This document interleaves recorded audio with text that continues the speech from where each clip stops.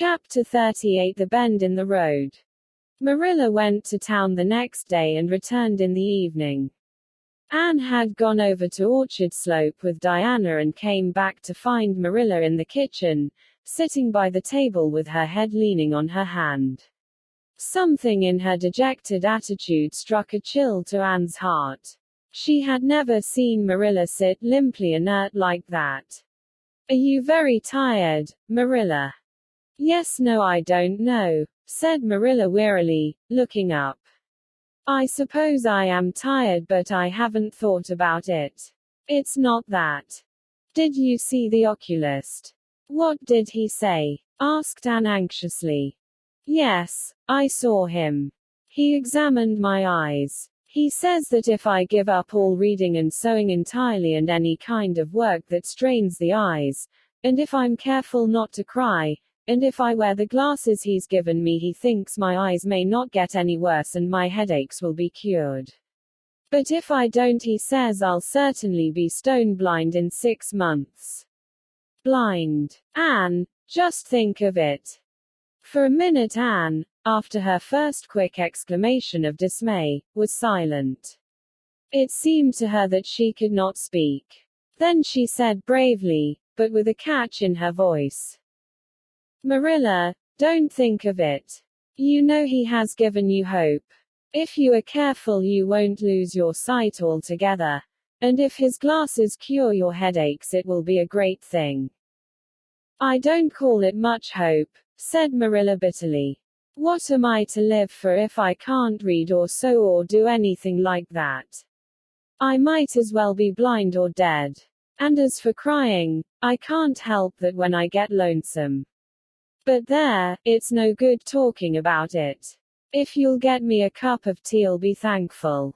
I'm about done out. Don't say anything about this to anyone for a spell yet, anyway.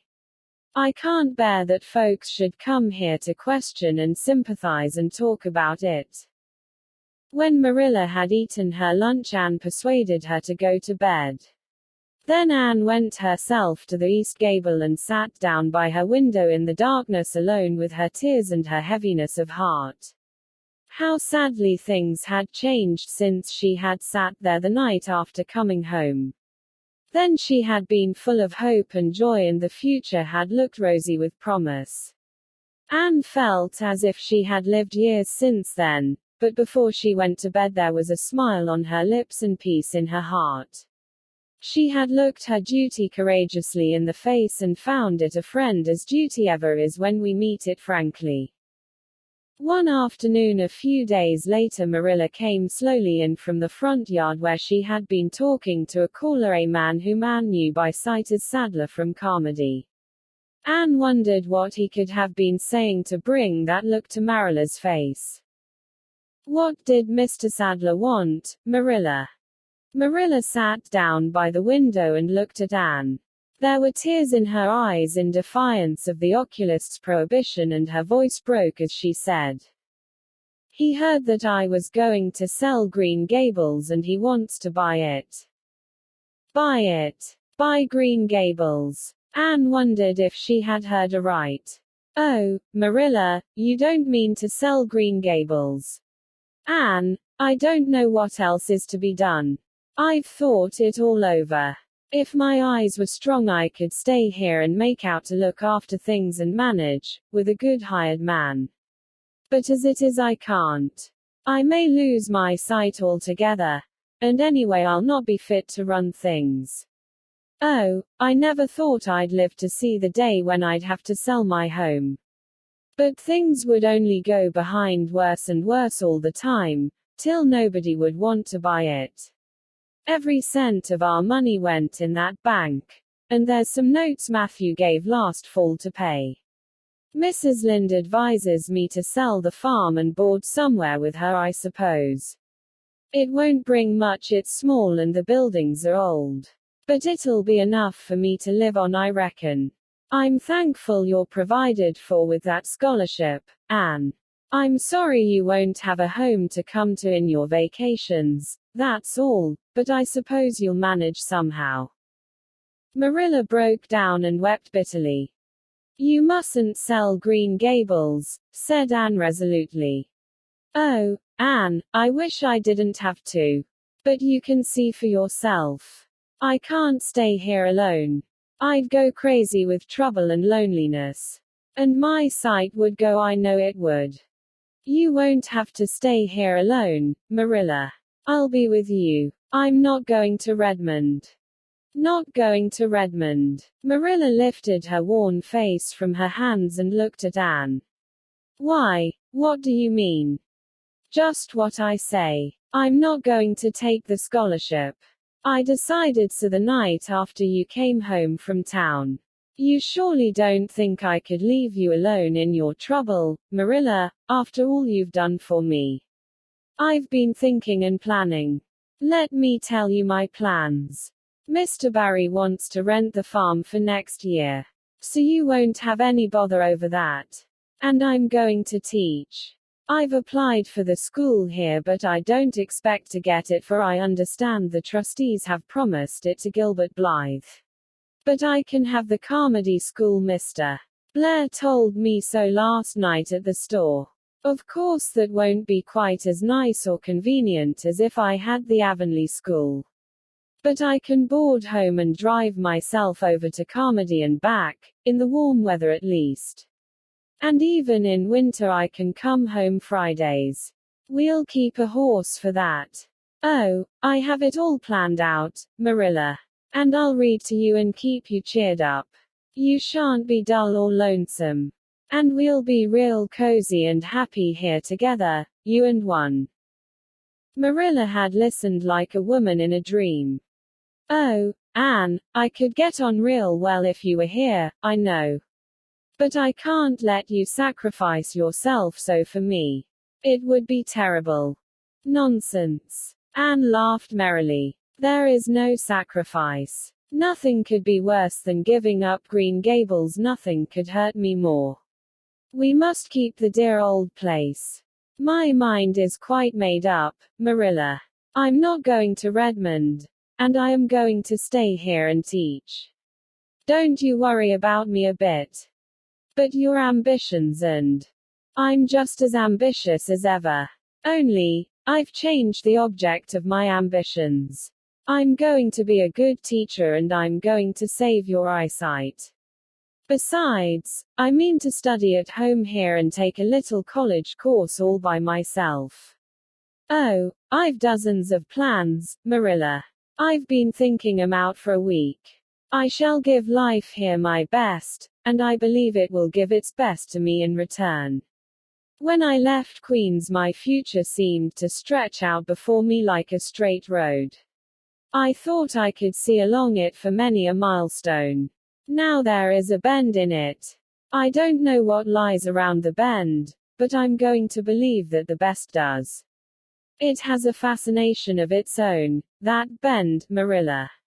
I wonder how the road beyond it goes, what there is of green glory and soft, checkered light and shadows, what new landscapes, what new beauties, what curves and hills and valleys further on. I don't feel as if I ought to let you give it up, said Marilla, referring to the scholarship. But you can't prevent me. I'm 16 and a half, obstinate as a mule, as Mrs. Lynde once told me, laughed Anne. Oh, Marilla, don't you go pitying me. I don't like to be pitied, and there is no need for it. I'm heart glad over the very thought of staying at dear Green Gables. Nobody could love it as you and I do, so we must keep it. You blessed girl, said Marilla, yielding. I feel as if you'd given me new life. I guess I ought to stick out and make you go to college, but I know I can't, so I ain't going to try. I'll make it up to you though, Anne. When it became noised abroad in Avonlea that Anne Shirley had given up the idea of going to college and intended to stay home and teach, there was a good deal of discussion over it. Most of the good folks, not knowing about Marilla's eyes, thought she was foolish. Mrs. Lynde did not. She told Anne so in approving words that brought tears of pleasure to the girl's eyes. Neither did good Mrs. Lynde. She came up one evening and found Anne and Marilla sitting at the front door in the warm, scented summer dusk. They liked to sit there when the twilight came down and the white moths flew about in the garden and the odor of mint filled the dewy air. Mrs. Rackle deposited her substantial person upon the stone bench by the door, behind which grew a row of tall pink and yellow hollyhocks, with a long breath of mingled weariness and relief. I declare I'm getting glad to sit down. I've been on my feet all day, and 200 pounds is a good bit for 2 feet to carry round. It's a great blessing not to be fat, Marilla. I hope you appreciate it.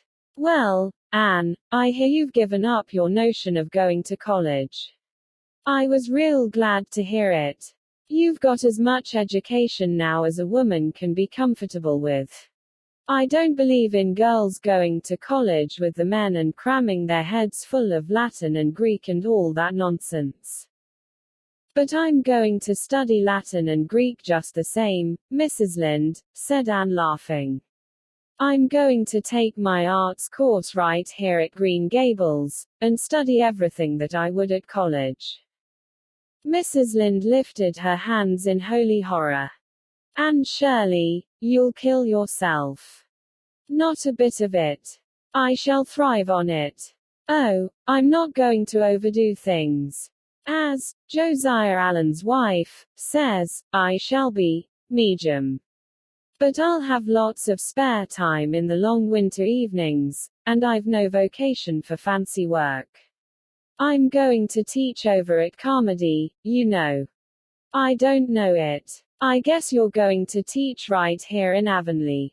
The trustees have decided to give you the school. Mrs. Lynde, cried Anne, springing to her feet in her surprise. Why, I thought they had promised it to Gilbert Blythe. So they did. But as soon as Gilbert heard that you had applied for it, he went to them. They had a business meeting at the school last night, you know, and told them that he withdrew his application, and suggested that they accept yours. He said he was going to teach at White Sands. Of course he knew how much you wanted to stay with Marilla, and I must say I think it was real kind and thoughtful in him, that's what. Real self-sacrificing, too, for he'll have his board to pay at White Sands, and everybody knows he's got to earn his own way through college. So the trustees decided to take you.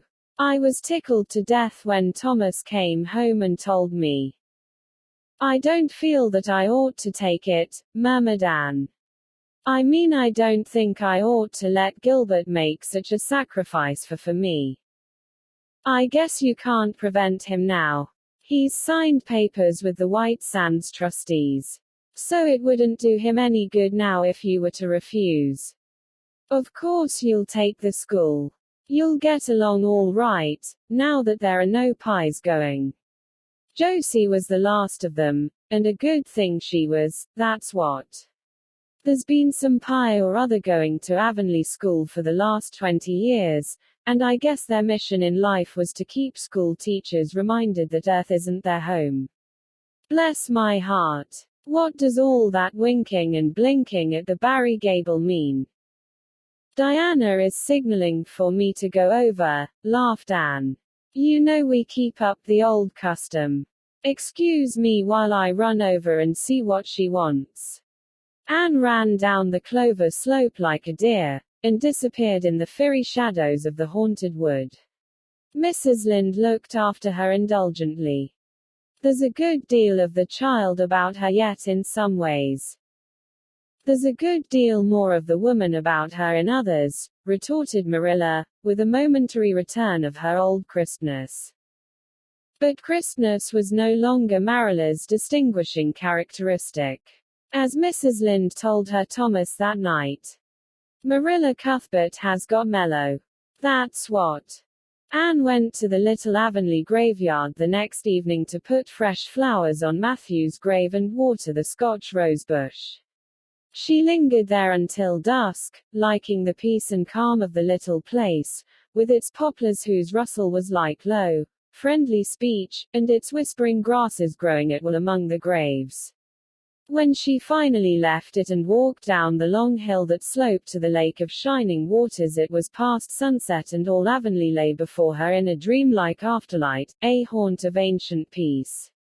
There was a freshness in the air as of a wind that had blown over honey-sweet fields of clover. Home lights twinkled out here and there among the homestead trees. Beyond lay the sea, misty and purple, with its haunting, unceasing murmur. The west was a glory of soft mingled hues, and the pond reflected them all in still softer shadings. The beauty of it all thrilled Anne's heart, and she gratefully opened the gates of her soul to it. "Dear old world," she murmured, "you are very lovely, and I am glad to be alive in you." Halfway down the hill a tall lad came whistling out of a gate before the Blythe homestead. It was Gilbert, and the whistle died on his lips as he recognized Anne. He lifted his cap courteously, but he would have passed on in silence, if Anne had not stopped and held out her hand. "Gilbert," she said, with scarlet cheeks, "I want to thank you for giving up the school for me. It was very good of you and I want you to know that I appreciate it." Gilbert took the offered hand eagerly. "It wasn't particularly good of me at all, Anne. I was pleased to be able to do you some small service. Are we going to be friends after this? Have you really forgiven me my old fault?" Anne laughed and tried unsuccessfully to withdraw her hand. "I forgave you that day by the pond landing, although I didn't know it. What a stubborn little goose I was. I may as well make a complete confession. I've been sorry ever since." "We are going to be the best of friends," said Gilbert, jubilantly. "We were born to be good friends, Anne. You've thwarted destiny enough. I know we can help each other in many ways. You are going to keep up your studies, aren't you? So one come, I'm going to walk home with you." Marilla looked curiously at Anne when the latter entered the kitchen. "Who was that came up the lane with you, Anne?" "Gilbert Blythe," answered Anne, vexed to find herself blushing. "I met him on Barry's Hill." "I didn't think you and Gilbert Blythe were such good friends that you'd stand for half an hour at the gate talking to him," said Marilla with a dry smile. We've been good enemies. But we have decided that it will be much more sensible to be good friends in the future." "Were we really there half an hour?" "It seemed just a few minutes. But, you see, we have 5 years lost conversations to catch up with, Marilla." Anne sat long at her window that night, companioned by a glad content. The wind purred softly in the cherry boughs, and the mint breaths came up to her. The stars twinkled over the pointed firs in the hollow and Diana's light gleamed through the old gap. Anne's horizons had closed in since the night she had sat there after coming home from Queen's, but if the path set before her feet was to be narrow, she knew that flowers of quiet happiness would bloom along it. The joy of sincere work and worthy aspiration and congenial friendship were to be hers. Nothing could rob her of her birthright of fancy or her ideal world of dreams. And there was always the bend in the road. "God's in his heaven, Al's right with the world," whispered Anne softly. The end.